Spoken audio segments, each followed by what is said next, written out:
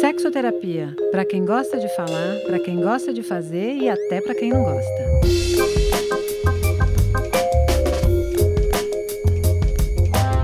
Ter um filho é uma revolução. Para o corpo da mulher, que jamais será o mesmo, para as emoções dos pais, para o relacionamento do casal. Como diz Esther Perel no livro Sexo no Cativeiro, a transição de 2 para 3 é um dos maiores desafios que o casal enfrentará. Demoramos anos, não semanas, para achar nossa posição nesse admirável mundo novo. Será que todos estamos preparados para passar por isso? Será que a vida erótica um dia voltará a ser a mesma? Quando? Como? Gestação e puerpério é o tema desse episódio de Sexoterapia, um espaço criado por Universal Wall para falar de sexo e relacionamento. Nessa temporada, estamos discutindo a sexualidade nas diferentes fases da vida. Eu sou Marina Bessa e, ao meu lado, Ana Canosa, psicóloga, sexóloga, terapeuta de casais e porto seguro para as nossas angústias. Oi, Ana.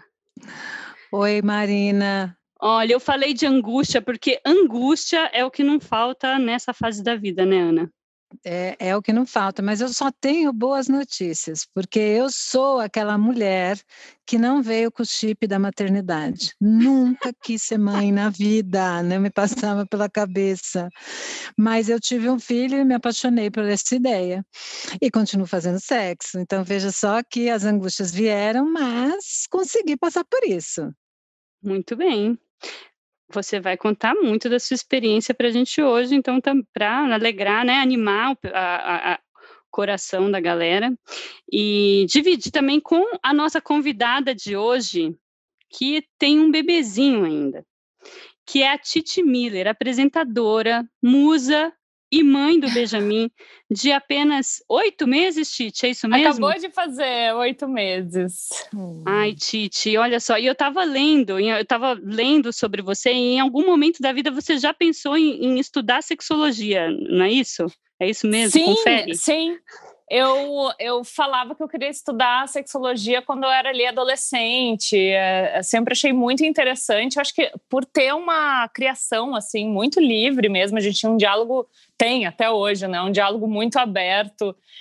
Eu, minha mãe, as minhas irmãs, eu sempre achei é muito louco assim, porque assim como tu entra no elevador e fala sobre a temperatura, nossa, tá quente, tá frio. Chega numa mesa de bar e começa a conversar sobre sexo, é um assunto que desenvolve, pelo menos assim, no meu meio, ali na minha bolha, desenvolvia com todo mundo, assim, e eu sempre gostei muito de falar sobre sexo. Eu entrei na MTV para falar sobre sexo, e o meu último programa lá foi sobre sexo também. Tô morrendo de vontade de falar de sacanagem, Opa, né? Já que não tô fazendo. Mas e aí? Olha, como é que... Olha, de sacanagem eu não sei se vai ser muito nosso programa de hoje. Acho que hoje talvez não seja bem esse episódio. Mas vamos ver, né, Ana? A gente Precisamos não sabe... chamar a Titi para outras A sua vida sexual com uma criança de 8 meses já está assim super eufórica? Conta pra gente. Não é de jeito nenhum, assim, eu tenho a impressão que eu já transei tudo que eu quero pra eu ter transado na vida. É normal, Ana? É normalésimo. Nossa, a gente desliga o botão, é uma coisa muito doida, né? Eu tive uma experiência de ter muito desejo sexual durante a gestação, mas muito. Eu nunca tive tanto desejo sexual na minha existência. Eu também. Mas era uma coisa espontânea, um desejo espontâneo que eu nunca tive todo dia, e não era assim, a partir de estímulo erótico nenhum. Eu acordava com tesão, era um negócio doido. A hora que eu tive meu filho, desligou. Puff, off. Pra mim demorou ainda. Coisa. Nossa, tipo, off demorou total. 15 dias. Foi assim, pra downhill pra desligar. Demorou uns 15 dias. Jura? Eu fiquei tão tarada na gravidez. Tão tarada, assim. Eu fiquei também. Bom, o primeiro trimestre não muito, assim, né? Eu acho que na medida que foi chegando ali perto do segundo trimestre foi ficando melhor, porque, né, muito enjoo. Mas eu acho que eu nunca tive tanto sonho erótico e eu nunca me masturbei tanto na vida. Eu também, quanto amiga. grávida. Gente eu também. do céu, olha, queria dizer para vocês que eu não, tá, gente? Então, vocês que estão ouvindo, tá tudo bem se você, durante a sua gravidez, não tava com esse fogo todo. É verdade, porque Não tem é? mulheres que não têm mesmo, e aí eu acho que tem questões de condição de saúde, então mulheres, por exemplo, que têm muito enjoo, Eu por não queria que exemplo. você começasse a falar sobre isso, porque é exatamente esse, que a gravidez... Ah, não, Ana, não é não. Não Agora, é? não, O me que é? confundi. O primeiro caso é um outro, mas a gente já vai falar sobre também. O segundo caso do dia é sobre essa libido durante a gestação. Então eu explico Que depois. aí você explica para a gente depois. Mas Vambora. é bom, né, aproveitar durante a gravidez, porque depois fica um pouco mais difícil por um tempo, né? Fica. E eu não sei eu me lembro. Não, Fala. sabe o que eu me lembro muito engraçado? Que depois que eu tive as minhas filhas, a minha primeira filha, tinha um grupo de amigas que tinha tido filha bem assim naquele mês. E aí, de vez em quando, a gente se encontrava ali, né? Para chorar junto. E aí, teve uma amiga, se ela estiver ouvindo hoje, um beijo para você, maravilhosa. Já tem, sei lá, 3 filhos hoje. E as crianças estavam com, sei lá, 3 meses, e ela contou que ficou com medo de estar grávida. Aí todo mundo se olhou do tipo assim, gente, tipo, como é que ela pode estar grávida? Contou como é. Ai, gente, eu não sei. E era o segundo já dela, ela tinha o segundo. Então eu falei, então acontece, Animadinha, né? hein? Acontece. Animadinha. É do grupo da Dulce? Não, você também tem uma amiga assim? Não, é que a Dulce, a Mabis, tem um grupo, ela organiza as esquerdomães de São Paulo em semanas de gestação. Então, nossa, foi fundamental, assim, para minha gravidez e para o meu puerpério. Até agora a gente, enfim, né, o tempo todo no grupo de WhatsApp bombando. Então, todo mundo pare ao mesmo tempo. E é muito louco, porque rola, né, uma comparação. Legal, né? Assim, é zero competitivo, de verdade, assim. Mas tem uma ali que já tá super assim, a gente fica se mandando link de vibrador. Aí a outra também achou que poderia, deu um medinho porque tá transando sem camisinha. Gente, tá transando, como assim?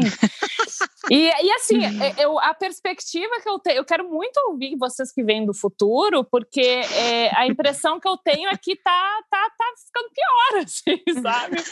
Porque vai entrando é tipo um músculo que fica flácido, é voltar pra academia depois de muitos anos, assim. É isso mesmo. É isso mesmo. Não, e o pior é a primeira vez que você transa, gente. Eu conto agora ou conto depois? Conta depois. Vamos ouvir o nosso primeiro caso, gente, que é anterior a essa questão ainda. Vamos lá. O primeiro caso do dia é da Elaine, de 38 anos, de São Paulo. Manda casos. Quando eu e a Kátia nos conhecemos, tínhamos a mesma opinião sobre maternidade. Aquilo não era pra gente.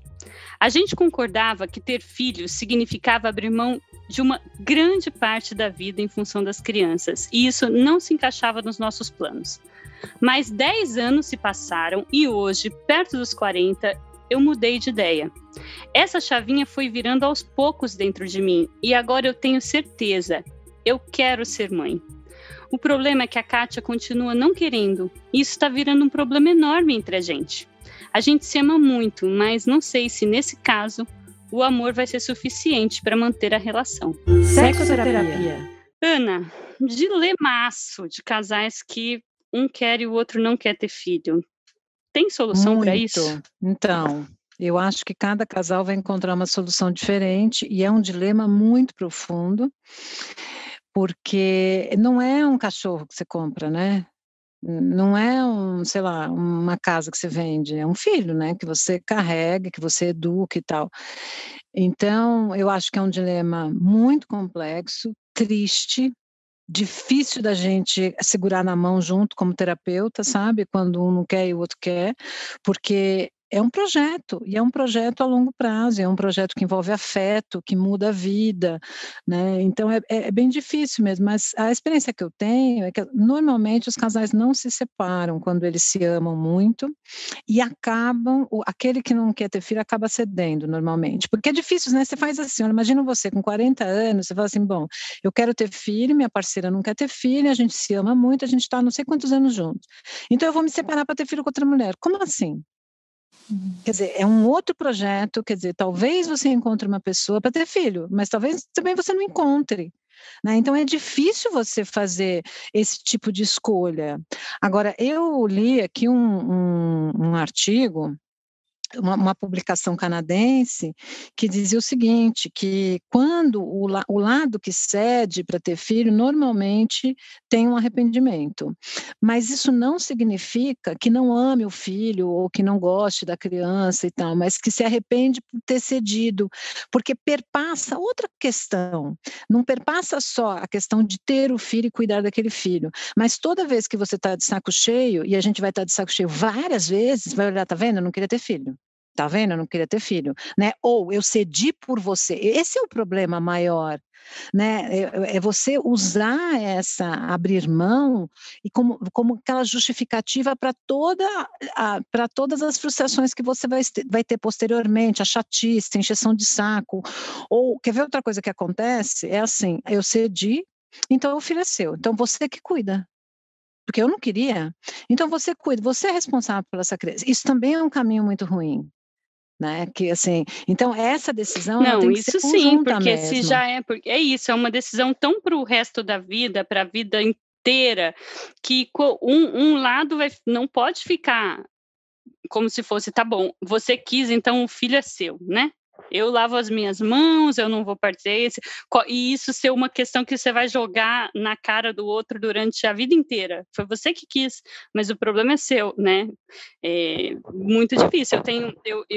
E também, normalmente, quando a gente escuta essas histórias, a gente sempre pensa assim, né? Mas por que não conversou sobre isso antes? E um casal que não quer ter filho nem começa um relacionamento. Só que aí a história dessa nossa ouvinte contando justamente que mudou de opinião, né? Não, gente, complicado. Agora eu vou contar a minha experiência, depois eu vou passar para a Titi, porque a minha experiência é bem interessante nesse sentido, assim, da comunicação, da conversa. Gente, vocês me conhecem já, sabem como eu sou, a pessoa da fala. Então, eu estava com o Paulo, casada há 8 anos, e como eu falei na introdução do programa, eu não vim com o chip da maternidade. Eu nunca quis ser mãe, nem quando era adolescente. Não é que eu não queria, simplesmente não vinha não tinha vontade. Não era uma ideia, não vou ter. Mas era assim, eu não tenho vontade de ter, não veio à vontade.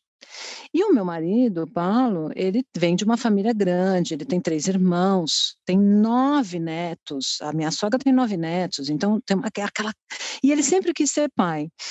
Mas ficava aquela coisa aquele mal-estar. Então, esse mal-estar da nossa ouvinte era o mesmo mal-estar que a gente vivia, porque ele queria, eu não queria, então a gente foi empurrando, sabe quando a decisão vai empurrando? E aí, eu com 40 anos, eu fui ao meu ginecologista, eu usava DIU, o meu ginecologista falando é o seguinte, o DIU venceu, eu vou tirar, se eu colocar outro, você não engravida mais. Então, assim, não vamos colocar outro, você decide em 6, porque senão não vai rolar mais, gata, já tá, né? Cheguei em casa, tá, não sei o que, bom, você não acredita, começamos a usar outro método contraceptivo, e um dia, o meu marido simplesmente me engravidou. Eu falei para ele assim, sério? Eu falei assim, Paulo, mas coisa assim, contra a sua vontade? Não foi contra a minha vontade, foi assim, Paulo, não dá para gozar, não pode gozar, não pode gozar, gozou. Aí eu falei, Paula, não podia gozar. Mas foi aquela coisa assim, tipo, tá bom, vai, beleza, vamos nessa. Não ouvi direito. Beleza, estava grávida. Aos 40 anos, eu nunca tinha ficado grávida na vida. Mas eu entendo isso, não foi que ele me engravidou, eu brinco, né? É que, na verdade, a gente tinha tanta dificuldade de tomar essa decisão, os dois, que a gente usou um jeito muito inconsciente ali para as coisas acontecerem. É muito interessante como isso se deu no plano da comunicação corporal e não da comunicação, vamos ter um filho agora, não se deu. Foi muito interessante essa experiência, porque de tamanha dificuldade que a gente tinha em lidar com esse assunto, porque para nós era muito difícil. Eu não queria, mas eu também não tinha certeza como é que era a vida sem filhos. E para você, Titi, como que foi? Então, eu estava planejando já a maternidade, assim, porque, né, enfim, a gente coloca uma lista eterna, né, no checklist de coisas que a gente precisa fazer antes de ser mãe. E eu, por muito privilégio, muito trabalho, muito tudo mesmo, assim, consegui ticar praticamente todas as coisas da lista com 30 anos. E eu sempre tive uma vontade muito grande de ser mãe. E, enfim, não tinha encontrado parceiro, já estava bem, assim, resolvido na minha cabeça que eu ia fazer um projeto solo mesmo. Ia engravidar, né, fazer uma FIV de um casal de amigos gays, ia ser tudo maravilhoso. Estava até conversando, de repente, com um ex-namorado que é super parceiro, bora lá, as ideias, né, achando que era a coisa mais simples do mundo. Não, eu nunca romantizei, eu sempre imaginei que ia ser, né, independente do cenário, seria muito difícil, mas mães solos, um beijo e um abraço muito quentinho para vocês, porque puta que pariu. E aí, chegou, né, foi ele 30, 31, 32... na verdade, quando no meu aniversário de 31 anos, eu conheci o Tomás no Rock in Rio, e ele tinha 26, ele estava tocando, né, no Palco Mundo lá com a banda dele e tal. A gente, na verdade, já tinha entrevistado ele uns anos antes, mas era muito novinho, enfim, né, 4, 5 anos mais novo que eu. E aí a gente começou a namorar. E eu sempre quis deixar muito, assim, muito claro mesmo, muito desde o início. Eu lembro que na segunda semana eu abri, assim, falei, olha, seguinte, o sonho da minha vida agora é ser mãe, eu tô até... Tá começando a ficar obsessivo o negócio, sabe? Eu preciso tirar isso da frente. Não precisa ser agora, mas é legal que tu tenha essa informação em mãos, assim. Se a gente for construir alguma coisa juntos, em algum momento esse assunto vai vir. E aí, beleza, as coisas foram andando super rápido, né? 6 meses depois da gente começar a namorar, ele mudou para São Paulo, e ele bugadaço, porque, né, ele morava com os pais em Brasília, assim, aí veio para morar comigo, mudou de cidade, mudou tudo. E aí, esse assunto, né, tipo, nossa, tipo, vida adulta caindo assim, paf, né? Mas apesar dele sempre ter mega responsabilidades e coisas, sempre foi um cara muito, muito maduro para a idade. E aí, 2 anos depois, rolou da gente casar. Na verdade, assim, um ano antes da gente casar, eu falei, olha, vou fazer um teste o antimileriano para saber como é que tá a minha reserva hormonal, né, de óvulos, e a real é que você estava muito baixa. Obcecada com essa história mesmo, né? Já tava. O cara gostava de você mesmo. 26 anos eu já estava topando essa... E aí, enfim, só resumidamente, assim, eu fiz o antimileriano, deu super baixo, e eu falei, não vou mais tomar nenhum anticoncepcional, nada. E aí eu engravidei em 2018, um ano depois da gente começar a namorar. Foi uma gestação que não foi para frente, e aí foi assim, o que precisava para nos dar a certeza absoluta que a gente queria muito ter mesmo esse projeto juntos. No final, acabou que foi bom, porque esse ano seguinte a gente fez tudo o que a gente queria fazer juntos, separados, viajou, nossa, o diabo. E aí a gente casou um ano depois, e na semana seguinte eu já engravidei, e estamos aí nesse rolê. Mas olha que interessante, né? Quando você fala, assim, tem uma programação, né? Quer dizer, isso aqui está no meu projeto, você vai entrar nesse projeto, vamos entrar nesse projeto, vamos fazer isso. Você tem uma coisa interessante, né? Já tiquei isso aqui, aí a gente vai fazer tudo. Olha que legal, a gente fez um monte de coisa, mas é muito legal, né? Quer dizer, você está falando de projeto mesmo, projeto em comum que vocês foram construindo, isso é muito bonito, né? Isso é muito legal, assim, nem todo mundo consegue fazer isso, né? Você tem essa organização mesmo, né? Porque é uma parada que eu acho que é tipo pular numa piscina gelada, às vezes numa cachoeira. Se tu fica muito ali no plano do mental, às vezes emperra, assim. Não, e outra, né? Às vezes a gente tem essa impressão de que consegue controlar, né? Aí fica com tudo para você ticar na sua vida, para você e até você engravidar, e aí quando você resolve engravidar, você descobre que não é assim, né? Que você não engravida no momento que você quer, Marina, eu podia ter acontecido isso comigo. Eu tinha 40 anos de idade, gato. Tive a puta sorte sei lá, eu sou a pessoa fora das estatísticas, sabe? Porque eu tive uma gravidez normal e tal, não tive nenhum problema. Mas podia não ter acontecido, né? Se eu quisesse, com 40 anos, então. Agora, eu acho que a gente tem que também pensar, né, nessa questão do dispositivo da maternidade. Porque hoje a gente tem essa noção de que a maternidade não é essa coisa romântica, que muitas mulheres não se apaixonam por o bebê logo que o bebê nasce, né? Que muita gente estranha muito, que a gente, né? Esse amor ele pode ser construído, que você vai ficar cansada, que tem uma responsabilidade. Então, e as mulheres, né?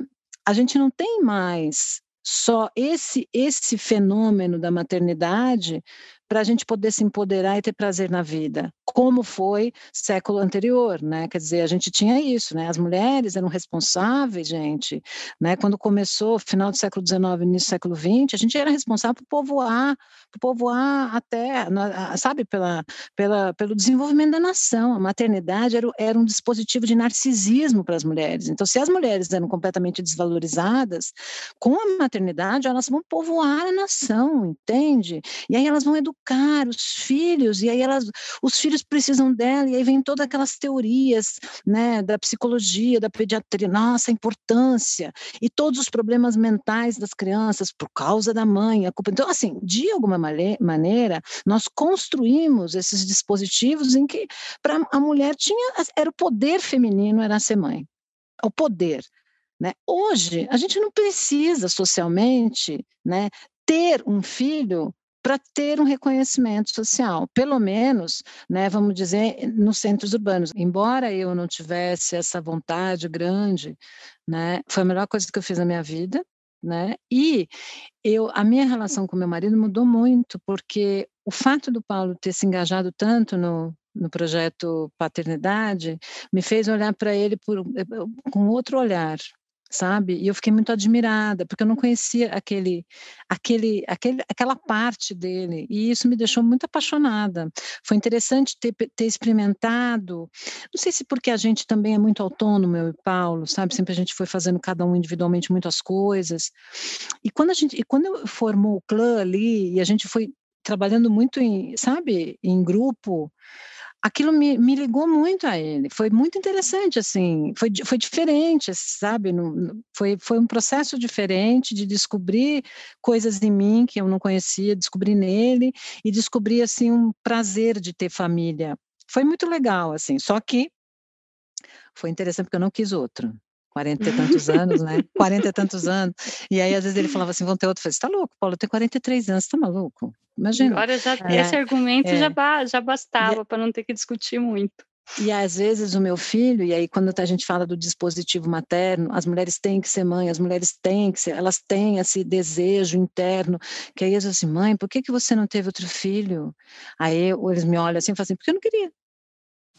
Um estava bom para mim. Simples assim. Acabou. Simples assim. Não tem que ficar justificando só. Tudo bem, tinha uma questão de idade, mas para mim um estava bom. Acabou. É isso. Não vou Gente, mas vamos passar agora para a história daquele caso da mulher grávida com ou sem tesão. É a história da Helena, de 34 anos, de São Paulo. Manda casos. Eu nunca consegui ver beleza em mulheres grávidas. Um inchaço, a barriga gigante, a coluna curvada. Eu estou entrando na 22ª semana e a cada dia minha pele está mais manchada, meu nariz mais largo, meus pés mais inchados. Sem contar os gases. Fico procurando aquele brilho, aquela plenitude de que todo mundo fala, mas não consigo encontrar. Meu marido vive dizendo que eu tô linda, ele morre de tesão nos meus novos e enormes peitos, quer transar de qualquer jeito, mas eu simplesmente não dou conta. Mal estou conseguindo me encarar sozinha no espelho de roupa, que dirá fazer sexo com alguém. Sexoterapia. Olha aí, gente, o extremo oposto da Titi e da Ana. Aproveita para o marido usar os peitão, porque depois da amamentação acabou, entendeu? E eu acho que isso aí não volta nunca mais, a relação da gente com o peito depois da amamentação. Eu acho que, sei lá, ia precisar mudar tudo, assim, botar um silicone, cortar o cabelo, sabe? Tipo, tirar a barba, ser tudo diferente, em outra casa, porque, sei lá, tá acostumada ali com aquela boquinha fofa, com a coisinha linda ali mamando o teu peito, e daqui a pouco vem um barbudo ali, sabe? Não! Sei lá, eu acho que... Mas vai mudar. Aproveita, vai amiga, voltar. aproveita. Mas olha, embora eu tivesse muito, muito tesão na gravidez, eu não me achava bonita e eu não curtia esse barrigão e e me incomodava. Eu sou uma pessoa muito prática, então me incomodava porque às vezes eu batia nas coisas, porque eu tinha mudado o centro do meu corpo. Eu achava tudo aquilo muito estranho. O peitão eu gostava, achava bonito, mas o resto, gente, sem brincadeira, não achava nem um pouco, nunca. Para mim, assim, ai, que saco esse negócio grande, pesado, tô achando isso muito esquisito e nunca foi assim um negócio super tranquilo, mas não me afetou, também. porque eu tinha muito desejo, então não afetou nessa questão. Agora, quando eu estava com 8 meses, o Paulo olhou para mim falando, chegou, acabou. Tá? Chega, Gata, parou, Ana. chega, porque eu juro, gente, eu era uma tarada da louca. Mas e vocês tinham esse monte de tesão, eles tinham tesão por vocês? Não, ia na briga. Ia super não briga, assim, era tipo desejo de grávida total, era na vibe de vou levantar às 4 da manhã para ir comprar uma melancia, era tipo, tá, beleza, vou ter que comparecer. Tanto é que assim, eu entrei em trabalho de parto e foi recomendação médica, porque na verdade o trabalho de parto não estava engrenando e tal, e a obstetra falou, cara, tipo, se vocês quiserem namorar, adoro, né, que até já começa até me infantilizar daí, se vocês quiserem namorar bastante, vai para, né, chamar uma ocitocina, contrair, né, ritmar essas contrações, e foi muito bonito, muito hormonada, tudo, mas foi assim, tipo, job, assim, eu saquei que para ele foi job, sabe? Tipo, vou entregar esse job. Eu não sei se o Paulo olhava e falava, ai, como você tá bonita, assim, acho que não tinha muito essa coisa, assim, era desejo sexual normal, assim, mas acho que teve uma hora que ele falou assim, meu, chega, acabou, não dá mais, mas 8 você meses... sabe que eu... porque eu fico pensando assim, eu me via, e eu me reconheço um pouco aqui no caso da Helena, porque assim, eu me via no espelho tão não me reconhecendo, assim, não parecia que aquele corpo era meu. E eu ficava tentando imaginar como o meu marido estava me vendo, assim, tipo, gente... Sim. Essa coisa diferente, essa barriga, é uma mãe, aí a gente já tem toda aquela imagem de uma mãe, uma coisa meio que, né, que é mais santa, né, e como é que alguém pode querer transar comigo? E eu achava que ele estava quase querendo me agradar ali, porque não é possível que ele poderia ter tesão eu acho que eu tenho em uma até mulher hoje, grávida. Na verdade.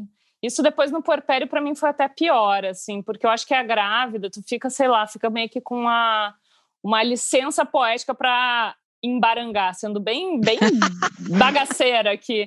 A celulite vem assim, nossa, realmente, se cada vez que tu olha pro teu corpo tem uma variz a mais, o joelho começa a ficar com dobras de neném, assim, o meu, eu tô olhando agora pro meu joelho, estou de perna cruzada aqui. Mas beleza, depois eu ajeito, depois eu conserto, depois eu, né, enfim, ou não, sei lá, depois eu penso nisso. Mas aí, puerpério, beleza, não, você... carinhosa comigo, os 3 meses, nossa, nem menstruei ainda, mas ele vai passando, 3, 4, 5, 8 meses, eu tô ainda com o mesmo corpo que eu tava com 15 dias recém-parida, e isso pra mim é foda da libido, sabe, porque é difícil, as costas estão travadas, eu fico olhando aqui, tipo, a minha baixa autoestima, eu acho que interfere muito também na relação do tesão da coisa toda, tipo, sempre travada ali, sempre, né, tipo, meio com aquela postura meio corcunda da amamentação, pegando o neném pra cima e pra baixo, assim, toda ferrada da coluna, me sentindo baranga, e isso não é nem um pouco sexy, na real. Não, grávida, gente. Pelo menos tinha tipo sabe? Ai, tô grávida. E o peito, e o leite saindo, como é que você faz? Ainda é o pior, né? E você mas assim, e durante...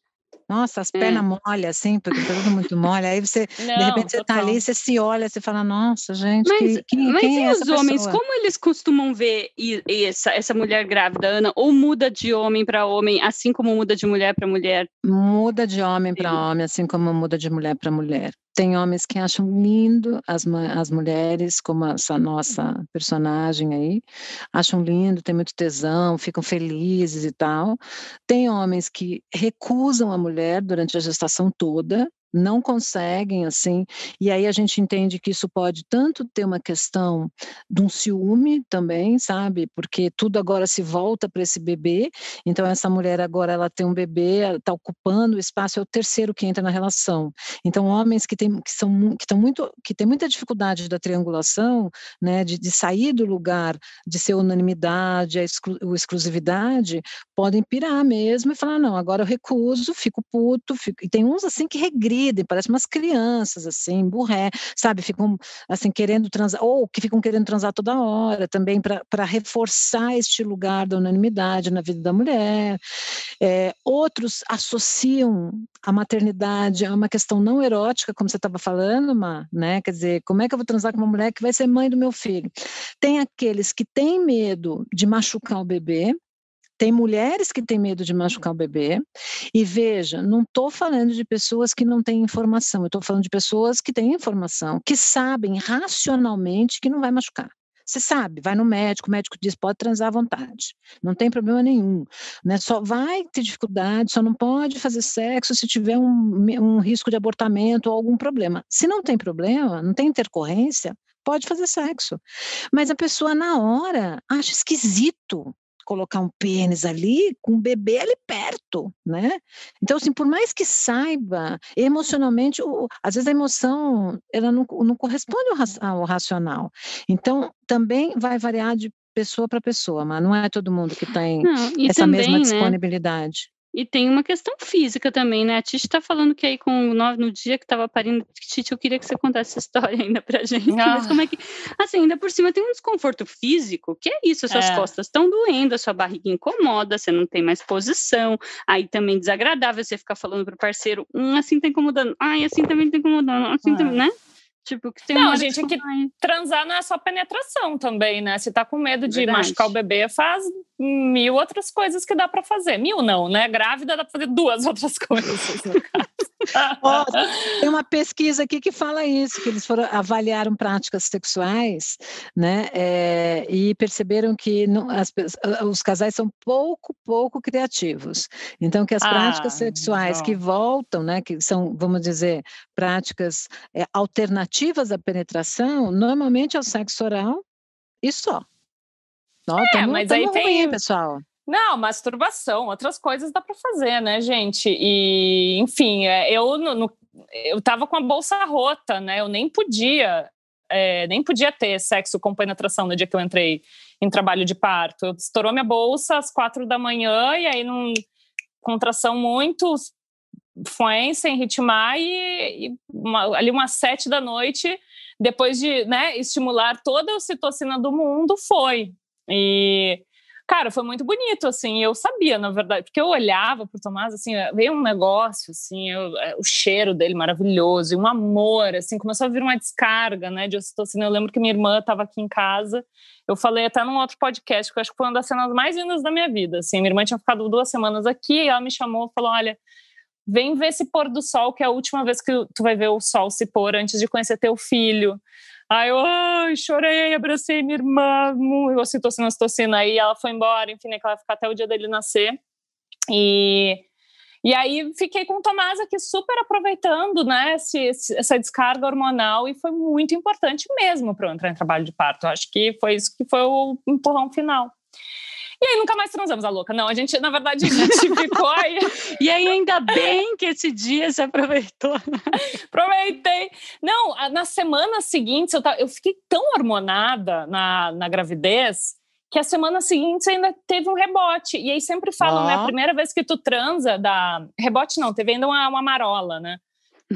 A primeira vez que transa depois do parto, eu tive um parto normal que ia ser, eu imaginei que fosse ser um horror, e foi uma delícia, foi tipo um dos melhores da vida, assim. Mas aí foi, aí eu tive um problema no peito, agora com 6 meses do Benjamin, eu tive um abscesso, eu tive que operar. E aí eu fiquei com uma fístula aberta, jorrando leite por 2 meses, e eu tô amamentando em um peito só. Então eu fico com um peito enorme, o outro micro, sempre com o top apertado, tudo. Não tem a menor condição, entendeu? Um negócio que é... E a gente começa a falar com o bebê e falando baby talk o dia inteiro. Isso eu queria muito perguntar pra Ana. Como é que volta pro modo sensual? Porque... e aí a gente, quando a gente vê que o bebê foi dormir e a gente continua falando assim, entendeu? Não, acabou. Mas olha, tem uma boa notícia para você. Eu entendo que o tema, né, essa super temática do bebê pode não ser nada erótico, mas ronronar, que é uma coisa de você chamar, por exemplo, o seu parceiro, a sua parceira por um apelido antigo, esse apelido do apaixonamento, é um hábito de casais que se sentem felizes e pode abrir e motivar. Então eu sugiro que, em vez de vocês ficarem falando do seu filhinho, você faz o baby talk com o seu maridinho. Gostosinho. Vem cá, gostosinho. Você aproveita a marola e fala, gostosinho, vem aqui que eu tô com saudadezinha. Pronto, é isso. Titi, antes da gente entrar nesse tema, porque o próximo caso é sobre isso, é sobre depois, logo, esse pós-parto. Só que conta, o seu parto você falou que foi delicioso, mas tem alguma coisa a ver com o tal do parto orgástico? Não, meu parto não foi delicioso. O que foi delicioso foi antes de eu entrar em trabalho de parto, foi a parada hormonal, foi muito bonito mesmo, mas o meu parto foi uma batalha, assim, eu fiquei mais de 30 horas aí nessa função, e de trabalho de parto ativo mesmo, foram 18 horas, enfim, controverso. O meu feels like lá, minha sensação térmica foi de 20 horas. Expulsivo super longo, foi... Enfim, é muito escatológico parir na frente do teu marido também, né? Tipo, tem tudo isso, assim. Eu fiquei me sentindo a mulher mais foda do mundo. Depois de ter conseguido tirar aquele bebê do esôfago, fazendo puxo direcionado. Mas ele passou a me ver de outra forma, com certeza, ele começou a me admirar, eu acho, muito mais, de um jeito muito mais visceral, assim, mas eu não acredito que seja de uma forma sensual.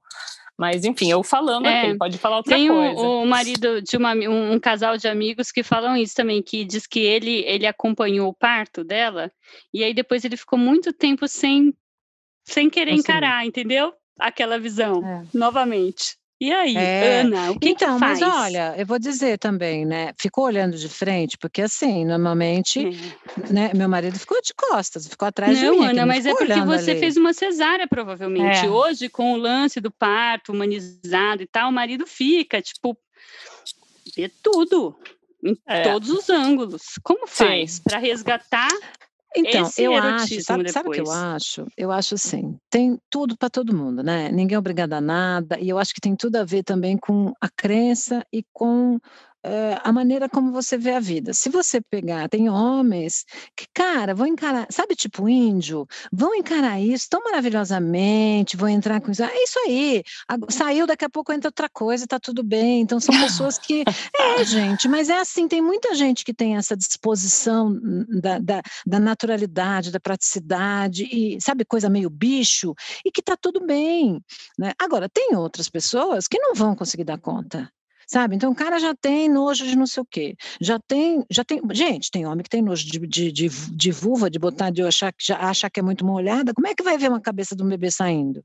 Então, sabe? Então acho que também tem muito isso, né? Tem uma questão individual, de personalidade, de crença, de disponibilidade com a vida.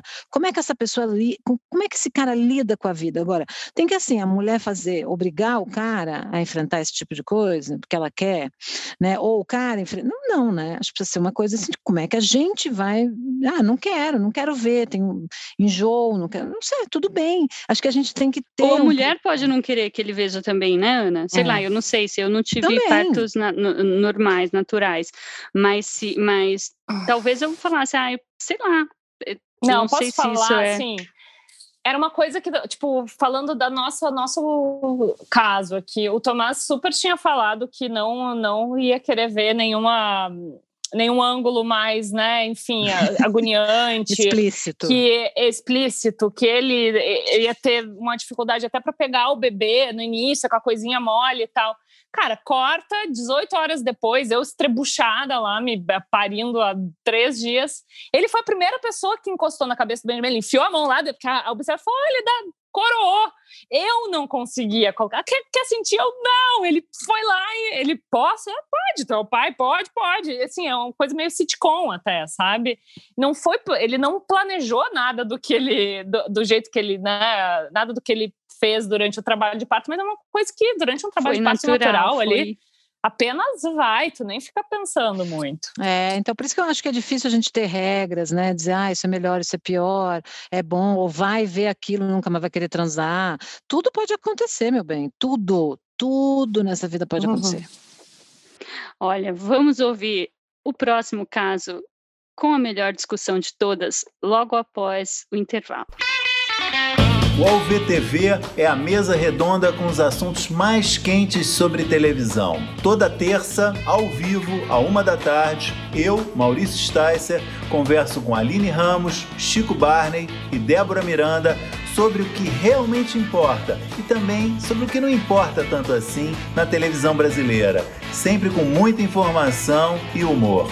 Você pode ouvir o UOL VTV e outros programas do UOL em uol.com.br/podcasts, no YouTube e também nas principais plataformas de distribuição de podcasts.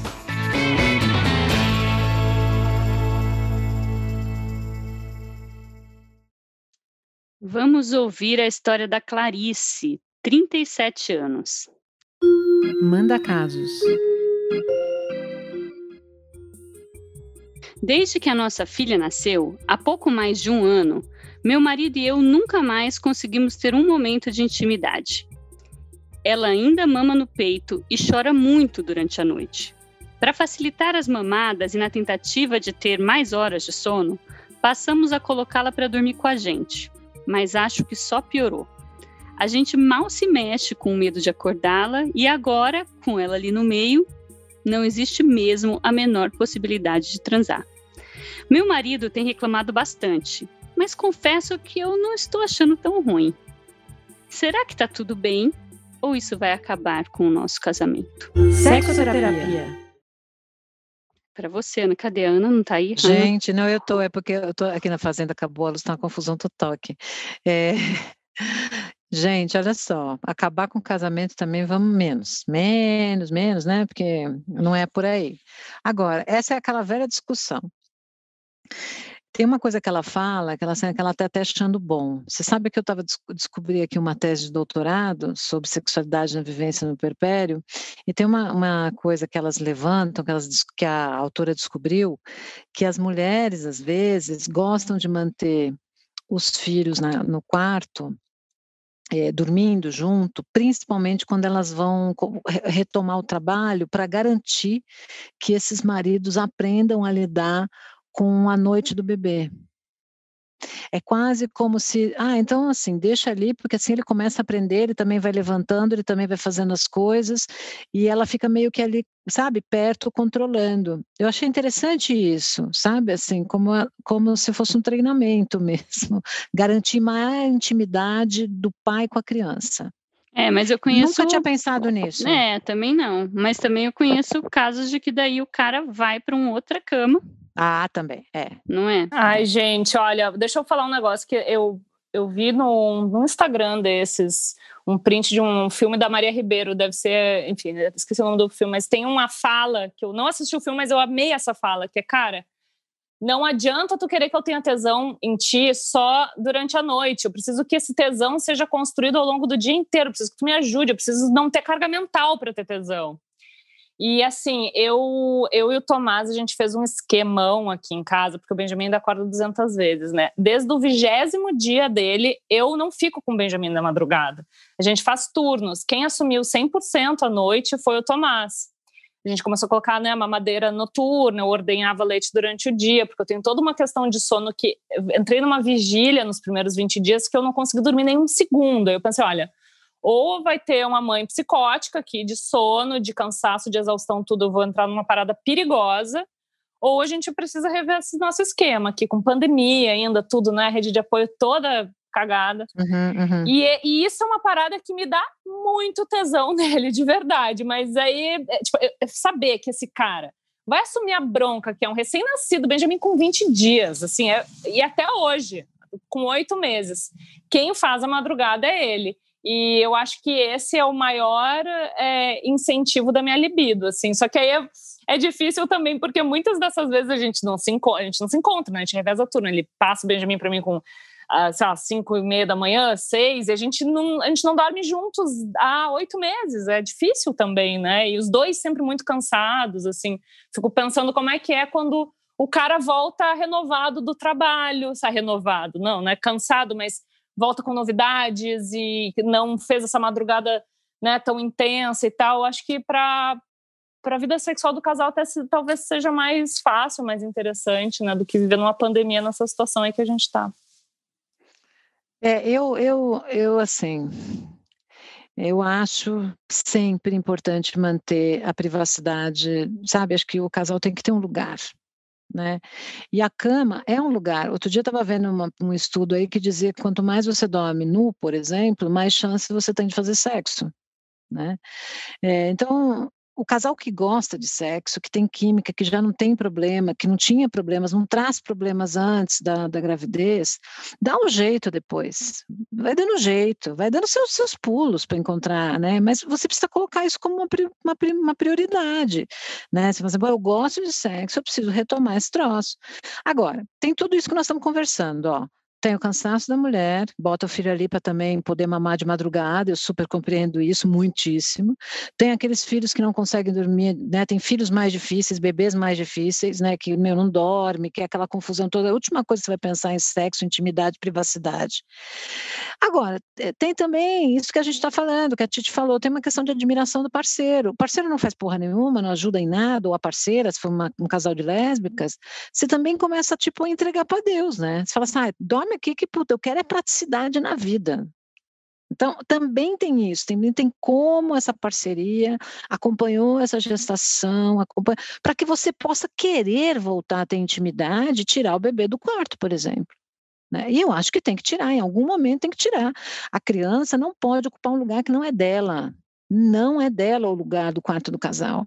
Né? O quarto, a não ser, obviamente, que este casal não tenha outro espaço físico. De novo, realidades do Brasil. Mas, assim, se tem outro espaço físico, a criança precisa enfrentar o medo do escuro, o medo do armário. Aquele quarto não é dela. Sabe, eu sou super contra ficar botando criança de 7, 8 anos, dormindo com criança de 8 anos no quarto, gente. Uma criança que não precise de uma urgência, sabe, física, de saúde ou psíquica. Eu sou contra, acho que não pode fazer isso com o bebê. Você tá, sabe, não pode fazer isso com seu filho. Desde você não está ajudando seu Ana. filho a ter autonomia. Olha, eu não acho que precisa ser desde sempre. Eu acho que quando o bebê é muito pequenininho, pode favorecer dormir na cama dos pais, né, de uma maneira prática. Então, eu entendo que isso não é porque seu filho vai dormir 3 meses, 4 meses, 6 meses na cama dos pais, que isso vai mudar a vida do casal na intimidade. Mas tem uma hora que tem que tirar. Tem que tirar. Sabe, tem que ir colocando a criança, sabe, não tem essa necessidade, é gostosinho, eu acho que a gente corre o risco de, né, não promover a autonomia da criança, a gente corre o risco de perder, e eu falo corre o risco porque tem casais que vão contar, vão ligar para a gente e vão dizer, imagina, você está louca, meu filho dorme comigo e eu transo no banheiro com meu marido, ok, tem casais que conseguem, mas a gente corre o risco de perder esse espaço. Sabe, corre o risco. Então, eu acho que a gente tem que, sabe, ir lidando as coisas com calma, às vezes a situação está muito caótica, tem que botar no meio da cama mesmo, põe, tá tudo bem, mas chega uma hora que alguém tem que dizer, gente, vamos tirar essa criança da cama? Que tal? E você vai tirando. Uhum. Até por essa questão que a Titi tinha falado lá no começo, né, do exercício, de como a gente não exercitando a nossa sexualidade, se erotiza esse momento com o parceiro, daí você vai mesmo se esquecendo, aquilo não vira mais, não volta a ser sua prioridade nunca, né? Porque tem uma coisa muito grande preenchendo esse espaço, que é um filho, né? E eu não sei se a gente está tentando se encontrar aqui, porque, assim, não acho que, sei lá, devemos estar na média aí dos casais de um bebê com 8 meses, mas estou tentando achar um esquemão aí, porque a gente tentou marcar esses dias, tipo, nossa, o Tomás ainda tipo, voltou a fazer academia e tal, nossa, tá um gato, sabe? Eu fico olhando ele e falo, ai, gente, quero acompanhar esse homem também, quero voltar, bora voltar a transar. Eu falei, bora marcar? Bora amanhã, 9h30 da noite, quando o bebê dormir. Acabou que a gente começou a assistir série, tem outro carinho, uma massagem no pé, um cafuné, outra coisa assim. E aí, sabe, tipo, não dá pra ter tudo também, sabe? A gente fica muito nessas, assim, Cara, não dá para manter a saúde mental, pandemia, filho saudável, gostoso, isso. lindo, bem alimentado, vida profissional, né? Enfim, e o casamento transante. Eu acho que, assim, obviamente alguma coisa vai acabar né, em déficit aí nessa conta e, infelizmente, o casamento é o primeiro a... Casamento não, mas a vida sexual, né? E tudo bem também, sabe? Se isso não é um desespero, tá tudo bem também, gente. Mas isso fica lá, Titi, na sua cabeça, assim, na cabeça dele? É um problema?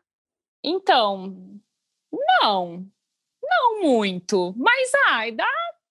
Eu fico assim, tipo, a velhinha do Titanic, sabe? Já faz 84 anos. Ultimamente, assim, de verdade, ali dos 3 meses do Benjamin, na verdade, do segundo, terceiro mês dele até agora, 2 meses atrás, quando eu fiz a cirurgia, era 0, assim, tipo, 0 não, né? Era muito pouca vontade mesmo, assim, dos 2, eu acho. Aí teve a parada da cirurgia, foi bem difícil, assim, foram 2 meses muito trevosos. E agora que fechou a tal da fístula, que era a antítese do sexo, um negócio que, enfim... agora tá começando a voltar, eu tipo, sabe, tô começando a cuidar um pouco mais de mim também, sabe, tô animando aí, eu acho que não, vai voltar, prognóstico gata. é bom. O prognóstico é bom, porque cada coisa tem seu tempo também, então você tem toda uma série de intercorrências no puerpério, aí tem pandemia, aí não tem rede de apoio, gente, não dá, é o que você está falando, não dá, a gente está falando de outro contexto, né? Uma coisa é você ter uma série de intercorrências e esse filho ficar ali e você fala, gente, eu tô com isso aqui, sabe, aqui na minha mira, mas eu vou fazer isso daqui a pouco, tá? Porque agora eu não dou conta, e tá tudo bem também, tem períodos que a gente transa mais, tem períodos que a gente transa menos, tudo bem. Agora, o problema é você falar, não, acho que eu nem tô com isso na mira, acabou isso aqui para mim, chega, não quero mais saber, aí é outra história, né? É uma prova de fogo, né? Ai, desculpa. Não, porque eu e o Tomás, a gente até a pandemia começar, a gente só convivia, assim, eu com um cílio postiço, maravilhosa, a gente girando vinho branco em Paris, a louca, né? Não, mas sabe, festival, bastidores de festival, uma vida social super bombante, altas viagens, ele no palco, um monte de gente gritando o nome dele, eu na TV ali, agora a gente tá aqui tudo escangalhado os dois, assim, também, sabe? Tentar reinventar muita coisa ao mesmo tempo. Como faz, não, Ana? E a gente tem que como pensar, faz pra gente não assim voltar a transar agora, mas como faz pra gente não perder e ir aos poucos se reconectando como casal nessa fase tão difícil do puerpério e pós-puerpério? Primeira coisa, se você está amamentando, a prolactina vai diminuir o desejo. Por outro lado, a gente tem a ocitocina, né, que também é liberado, que é o hormônio do aconchego, né, do toque na pele. Então, abuse de toque na pele. Então, o casal está ali, deitado, sabe, no descanso, vai lá, fica passando a mão mesmo, aproveita a ocitocina, porque isso pode te manter íntimo. Estou aqui, você também, sabe, nós estamos aqui nesse contato, não precisa transar com penetração, aproveita o toque, o gostoso, né? Assim que puder, né, vai usando a rede de apoio, que é uma coisa que agora está muito difícil na pandemia, mas vamos pensar que não teremos pandemia para sempre, se Deus quiser, né? Utilize os amigos, assim, sabe, dá uma saidinha, vai no cinema, marca para namorar, não tem outro jeito, usa lubrificante, está amamentando, vai diminuir a lubrificação, vai doer a primeira vez, é estranho, você transa a primeira vez, você acha até uma coisa meio esquisita, mas vai voltar, né? É preciso você ter esse assunto perto de você, sabe, assim, tipo, olha, precisamos retomar esse troço aqui. E aí vai retomar, quer dizer, às vezes não vai ser de maneira tão espontânea, você está amamentando muito, não vai ter vontade de transar, né? Diminuição de libido e dispareunia, que é a dor na relação, são as queixas sexuais mais comuns de mulheres no puerpério. Então, precisa cuidar, não dá para a gente esperar que aconteça tudo de maneira muito espontânea, sabe? Ai, um dia eu vou voltar. Não vai. Um dia que se você viajar, se você sair, se você não estiver amamentando, se você estiver segura que seu bebê está bem, veja que é alinhamento de planetas, precisa alinhar 15 planetas para você transar. Então, né, então não dá para esperar alinhar 15 planetas. Você precisa começar a tirar os planetas, gente. Tá, eu vou fazer isso, porque isso é gostoso, né? Sabe? Vou acordar com a toda, aproveitar é aquele, né, por que não? Hashtag por que não? Deu uma cutucada, por que não? Vai, gata, porque eu com 52 Parece, né? agora, amiga, qualquer cutucada, por que não, né? Porque daqui a pouco, sei lá, né? Vambora. Ai, amo. Ai, Ana, não, mas tem horas que a gente precisa dormir, né? Precisa dormir. Ai, Você não tá nem aí pro marido. Mas, Não, mas tem, eu acho que é claro, isso que claro. você falou mesmo. Não, dormir ter no radar. abraçada. É ter no radar e ter o carinho e a cumplicidade, né? A cumplicidade, esse carinho, uma cumplicidade que, pô, estamos chegando lá uma hora e não perder aquela pessoa de vista, né? E, gente, aquela passada de mão no pubis, gente. Sabe aquela passadinha de mão no pubis, que fica passando a mão em cima do pubis, ali perto do espelhinho pubiano? Fica ali assistindo Netflix, fica passando a mão, você vai ver. 1h30 de Netflix, passando a mão no pubis, uma hora você fala, nossa, tá vendo uma coisa aqui. Sabe assim? Então tem... Oi, diga. Chegamos no clímax. Já, menina. Nossa, não falamos nada. Clímax. Nossa, depois de toda essa massageada no pubis, Ana, chegamos muito no clímax. Ana, o que a gente aprendeu com tudo isso? Ainda tem muita coisa para falar, né? Vale duas, só mas olha, no próximo programa a gente vai continuar falando da vida sexual dos casamentos com filhos pequenos. Então o assunto não para aqui. Mas aí, gravidez e puerpério, o que a gente aprendeu hoje, Ana Canosa?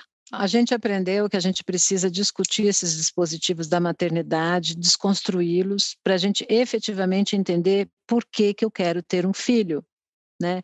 E que esse desejo seja alguma coisa que de fato mova a vontade de ter esse projeto.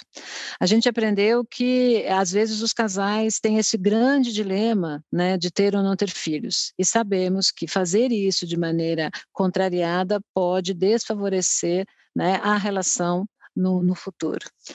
A gente aprendeu também que casais e pessoas sem filhos podem ser completamente felizes também. Ninguém precisa ter filhos para se sentir completo, satisfeito, e que na vida nem todo mundo terá todas as experiências. É impossível ter todas as experiências na vida e tudo bem. A gente aprendeu que algumas mulheres vão ter muito tesão na gravidez com maridos que não vão querer saber de nada. Outras vão ter a sorte de ter muito tesão com parceiros ou parceiras que vão também ter tesão. Outras não vão ter tesão nenhum com parceiros que vão reclamar. Ou seja, o sexo durante a gravidez é uma roleta. Espero que você tenha tesão. A gente aprendeu que também a fase do puerpério é uma fase difícil, que embora a maior parte das pessoas leve quase 9 meses, outra gestação para voltar a fazer sexo, algumas pessoas demoram muito mais tempo por causa de intercorrência, por problemas de relacionamento ou porque têm filhos que precisam de maior atenção. Não espere alinhar 11 planetas para esperar que o seu desejo espontâneo, que pode estar comprometido por questões sociais, relacionais e fisiológicas, que ele venha aparecer do dia para a noite. Tenha foco na intimidade, preserve a intimidade com a sua parceria para que você possa fazer uma forcinha para voltar a fazer sexo gostoso. E a gente aprendeu que sim, né? Pessoas com filhos, né, têm mais satisfação quando conseguem ter uma rede de apoio que favoreça. Se você é uma amiga de uma mãe que não tem apoio, faz uma forcinha e fica com o filho dela de vez em quando. Se você é um marido, um cara que tem um amigo, que tem um filho, que está doido para transar com a mulher, faz uma forcinha e fica com o filho dele. A gente precisa ter essa grande rede também para ajudar as pessoas a, de novo, priorizarem a sua sexualidade. Ana responde.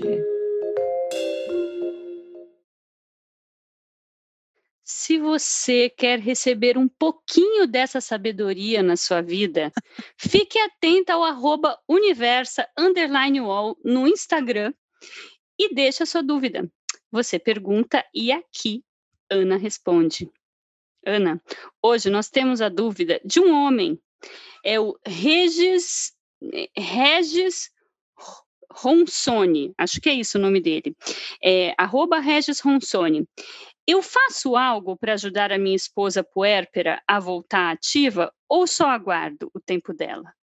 Faz, gato, lava a louça. Pega esse bebê e deixa essa mulher dormir, chama ela de maravilhosa e passa a mão no pubis. Se ela demorar muito, você dá uma chamada, tá? Mas faz sua parte direitinho e dá uma encoxada à Sem noite. pressão. Não desista, sem pressão, sem falar. Diz que ela tá linda e passa a mão no pubis. Vai por mim. Gênia. Foi bom pra você?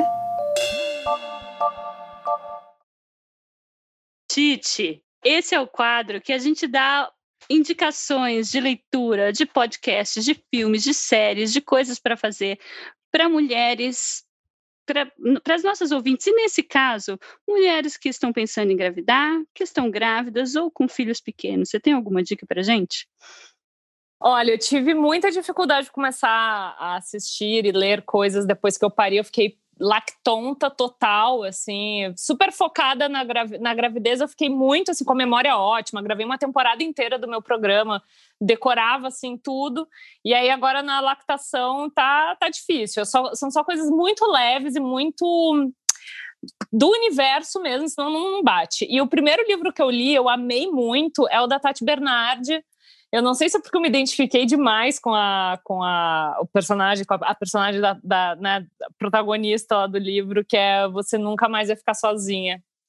Eu acho que é altamente inspirado na Tati, né, esse momento aí do ai meu Deus do céu, vou engravidar. Na verdade, durante a gravidez, né, as reflexões sobre a gestação e a relação com a mãe.